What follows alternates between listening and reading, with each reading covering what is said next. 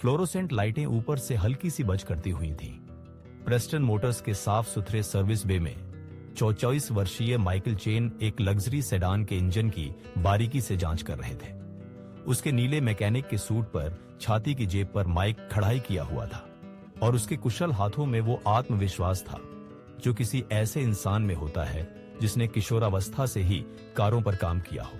अपनी एक्सपर्टाइज के बावजूद और कॉलीग्स से मिली इज्जत के बावजूद माइकल में वो शांत डिग्निटी थी जो किसी ऐसे आदमी में होती है जिसने ईमानदार काम में गर्व ढूंढना सीख लिया हो, भले ही दूसरे लोग उसके पेशे को कैसे देखें। माइकल पिछले 3 साल से सिंगल पिता थे। अपनी पत्नी की कार एक्सीडेंट में मौत के बाद जिसने उसकी दुनिया उलट पुलट कर दी।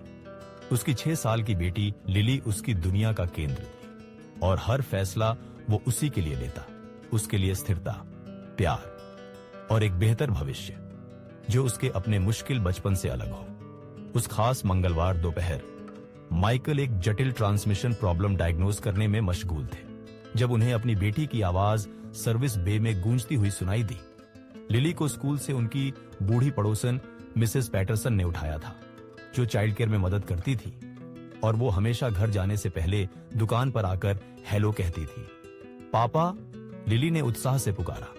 उसके घुंघराले भूरे बाल उछल रहे थे जबकि वो अपने फेवरेट पिंक ड्रेस और स्नीकर्स में माइकल की तरफ दौड़ी। 6 साल की उम्र में उसमें वो संक्रामक खुशी और दुनिया के प्रति जिज्ञासा थी जो माइकल के दिन को, भले ही उसका काम कितना ही मुश्किल क्यों न हो, हमेशा रोशन कर देती थी। माइकल को तुरंत ये नहीं दिखा कि लिली अकेली नहीं थी। उसके पीछे पीछे इस औद्योगिक माहौल में थोड़ा अजीब लगती हुई एक एलिगेंटली ड्रेस्ड महिला थी, करीब 32 साल की। उसने एक सोफिस्टिकेटेड क्रीम कलर की ड्रेस और डिजाइनर हील्स पहनी हुई थी, एक महंगा हैंडबैग थामे हुए, और उसके मेन वो आत्मविश्वास था जो अपस्केल जगहों की आदी होती है। वो महिला थी विक्टोरिया स्टर्लिंग, एक सफल मार्केटिंग एग्जीक्यूटिव जो अपनी लग्जरी कार को सर्विस के लिए प्रेस्टन मोटर्स लेकर आई थी क्योंकि उन्होंने सुना था कि यहां शहर में सबसे भरोसेमंद और ईमानदार ऑटोमोटिव केयर मिलती है। वो कस्टमर लाउंज में वेट कर रही थी जब उन्हें लिली को सर्विस एरिया में दौड़ते हुए देखा जो यहां सब कुछ से परिचित लग रही थी और सीधे एक मैकेनिक की तरफ जा रही थी। पापा, देखो मैंने आर्ट क्लास में क्या बनाया, लिली ने ऐलान किया जब वो माइकल तक पहुंची, गर्व से एक कलरफुल ड्राइंग उठाकर जो एक कार लग रही थी जिसमें मुस्कुराता चेहरा था। मिसेस जॉनसन ने कहा कि ये क्लास की सबसे अच्छी पिक्चर्स में से एक है। माइकल का चेहरा गर्व से चमक उठा।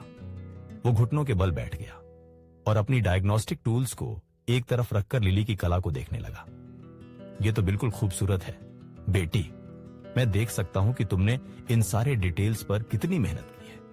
क्या हम इसे ऑफिस में लटका दें ताकि सबको दिखे कि तुम कितनी टैलेंटेड हो। विक्टोरिया इस बातचीत को देखते हुए रुक गई। उन्हें मैकेनिक की आवाज में वो असली गर्मजोशी और गर्व महसूस हुआ जो वो अपनी बेटी की साधारण ड्राइंग की तारीफ कर रहा था। अपनी प्रोफेशनल दुनिया में वो अक्सर ट्रांजैक्शनल या कॉम्पिटिटिव रिश्तों से घिरी रहती थी, लेकिन इस पिता बेटी के बीच जो प्यार था वो कुछ बहुत ही ऑथेंटिक लग रहा था। पापा, क्या मैं तुम्हारी मदद कर सकती हूं कार को फिक्स करने में? लिली ने उत्सुकता से पूछा, अपनी चौड़ी जिज्ञासु आंखों से प्रभावशाली वाहन को देखते हुए। मैं वादा करती हूं कि बहुत सावधानी बरतूंगी और सिर्फ वही छूंगी जो तुम कहो। माइकल ने अपनी बेटी की उत्साह पर मुस्कुराते हुए कहा, तुम मेरी स्पेशल असिस्टेंट बन सकती हो, लेकिन हमारे सेफ्टी रूल्स याद रखना। तुम मेरे बगल में ही रहना और सिर्फ तब टूल्स मुझे देना जब मैं मांगू, ठीक है? जैसे ही माइकल अपने काम पर लौटा और लिली उसकी उत्साही मददगार बनी, विक्टोरिया उनकी बातचीत को और देखती रही। उन्होंने देखा कि कैसे माइकल धैर्य से उसे समझाता था कि वो क्या कर रहा है, कैसे वो उसे प्रक्रिया में शामिल करता था विभिन्न कंपोनेंट्स पर उसकी राय पूछकर, और कैसे छोटी सी लड़की हर शब्द को गंभीरता से सुनती थी जैसे वो कोई महत्वपूर्ण स्किल सीख रही हो। पापा, लिली ने सोचते हुए कहा जबकि वो माइकल को एक रिंच पकड़ा रही थी। क्यों कुछ लोग सोचते हैं कि कारें फिक्स करना महत्वपूर्ण काम नहीं है? टॉमी की मम्मा ने कहा कि स्मार्ट लोग हाथों से काम नहीं करते। विक्टोरिया के गाल गर्म हो गए जब उन्होंने ये निष्कपट सवाल सुना। उन्हें एहसास हुआ कि ये वही सामाजिक पूर्वाग्रह है जो वो खुद अनजाने में रख सकती थी। माइकल ने अपना काम रोककर सावधानी से शब्द चुनते हुए कहा, देखो लिली, अलग अलग लोग अलग अलग चीजों में अच्छे होते हैं और दुनिया को चलाने के लिए हर तरह के स्किल्स की जरूरत होती है। कुछ लोग कंप्यूटर्स में अच्छे होते हैं, कुछ लोग टीचिंग में, कुछ लोग बीमार लोगों की मदद करते हैं और कुछ लोग टूटे फूटे चीजों को ठीक करते हैं। उसने इंजन की तरफ इशारा किया। ये कार एक परिवार को काम पर जाने, बच्चों को स्कूल पहुंचाने और प्यार करने वालों से मिलने में मदद करती है। जब ये खराब हो जाती है तो उन्हें किसी की जरूरत होती है जो इसे ठीक कर सके। ये महत्वपूर्ण काम है, भले ही कुछ लोग इसे न समझें। लिली ने गंभीरता से सिर हिलाया, उस विजडम को सोचते हुए। तो हर वो काम जो लोगों की मदद करता है वो महत्वपूर्ण है। बिल्कुल, माइकल ने गर्म मुस्कान के साथ कहा। और सबसे महत्वपूर्ण बात यह नहीं है कि तुम किस तरह का काम करती हो, बल्कि ये कि तुम उसे गर्व और दया के साथ करती हो। विक्टोरिया इस बातचीत और उन वैल्यूज से जो माइकल अपनी बेटी में डाल रहा था गहराई से प्रभावित हुई। वो काम के एरिया की तरफ गई, थोड़ा नर्वस महसूस करते हुए कि वो उनके फैमिली टाइम में दखलंदाजी न कर दे। एक्सक्यूज मी, विक्टोरिया ने विनम्रता से कहा, मैं आपकी बातचीत सुन रही थी और ये कहना चाहती हूं कि आपकी बेटी को इतने विचारशील पिता का होना बहुत लक है।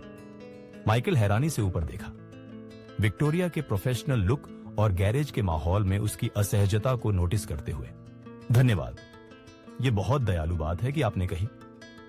क्या आप वाहन सर्विस के लिए आए हैं? हाँ, मैंने अपनी कार रखरखाव के लिए लाई है, विक्टोरिया ने जवाब दिया। फिर लिली की ओर एक सच्ची मुस्कान के साथ देखा। वो पेंटिंग जो तुमने बनाई है वो बिल्कुल खूबसूरत है। तुम साफ साफ बहुत प्रतिभाशाली हो। लिली गर्व से चमक उठी और अपनी आर्ट की पूरी प्रक्रिया का विस्तार से ब्यौरा देने लगी, जबकि माइकल अपनी बहिर्मुखी बेटी को देखकर हंसते हुए ये सोच रहा था कि कैसे वो ये शिष्ट विदेशी महिला को अपना बना रही है। आप क्या काम करती हैं? लिली ने विक्टोरिया से सीधे सवाल किया, वो बेधड़क जिज्ञासा जो सिर्फ बच्चे में होती है।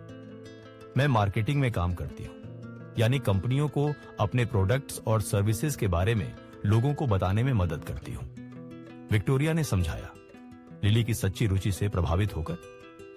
क्या आप मेरे पापा की तरह लोगों की मदद करती हैं? लिली ने गंभीरता से पूछा। विक्टोरिया रुक गई, सवाल और उसकी गहराई से हिलकर। मैं मानती हूं कि करती हूं, लेकिन तुम्हारे पापा से अलग तरीके से। अगले 30 मिनट में, जबकि माइकल विक्टोरिया के वाहन पर डायग्नोस्टिक काम कर रहा था, तीनों के बीच एक अनपेक्षित बातचीत शुरू हो गई। विक्टोरिया को माइकल के ज्ञान से सच्ची रुचि हुई और ऑटोमोटिव सिस्टम्स के बारे में उसकी जानकारी से वो प्रभावित हुई। वहीं माइकल विक्टोरिया की बुद्धिमत्ता से और लिली के प्रति उसकी सच्ची दयालुता से प्रभावित हुआ। पापा, मिस विक्टोरिया बहुत अच्छी लगती है, लिली ने जोर से फुसफुसाते हुए कहा, जब माइकल जरूरी रिपेयर के बारे में बताने की तैयारी कर रहा था। शायद वो कभी हमारे साथ डिनर पर आ सकती है। दोनों बड़ों के गाल लाल हो गए लिली के मासूम सुझाव से, लेकिन दोनों ही पूरी तरह खिलाफ नहीं लग रहे थे। लिली, हम लोगों को अभी अभी मिले ही हैं और उन्हें डिनर पर आमंत्रित नहीं करना चाहिए, माइकल ने नरमाई से कहा, हालांकि उसकी आवाज में अपनी बेटी की हिम्मत से खुशी झलक रही थी। वैसे, विक्टोरिया ने अचानक हिम्मत जुटाकर कहा, मैं सम्मानित महसूस करूंगी अगर मैं कभी तुम दोनों के साथ डिनर कर सकूं, अगर वो ठीक हो। 3 महीने बाद जब विक्टोरिया माइकल के किचन टेबल पर लिली की होमवर्क में मदद कर रही थी और माइकल डिनर तैयार कर रहा था, वो अक्सर सोचती थी कि कैसे एक ऑटो रिपेयर शॉप में हुई संयोगिक मुलाकात ने उसकी जिंदगी की असली अहमियत बदल दी। माइकल ने उसे दिखाया कि बुद्धिमत्ता, ईमानदारी और समर्पण काम के पद या कमाई से नहीं, बल्कि किसी की जिम्मेदारियों को कैसे निभाना और आसपास के लोगों से कैसे पेश आना तय करता है। लिली ने उसे सिखाया कि जिंदगी के सबसे जरूरी रिश्ते अक्सर सादे, ईमानदार बातों से शुरू होते हैं और सतह के पार जाकर असली चरित्र को पहचानने की इच्छा से बनते हैं। और विक्टोरिया ने पाया कि सबसे मायने रखने वाले रिश्ते ऑफिस मीटिंग्स या सामाजिक कार्यक्रमों में नहीं, बल्कि साधारण जगहों पर बनते हैं, जहां ईमानदार लोग अपना काम करते हैं और प्यार और समझदारी से बच्चों को बड़ा करते हैं। उस पहली मुलाकात के 6 महीने बाद जब माइकल ने उसी सर्विस बे में विक्टोरिया को प्रपोज किया जहां उन्होंने पहली बार बात की, लिली रिंग बेरर बनी और गर्व से घोषणा की कि वो हमेशा से जानती थी कि मिस विक्टोरिया उनके परिवार के लिए परफेक्ट है।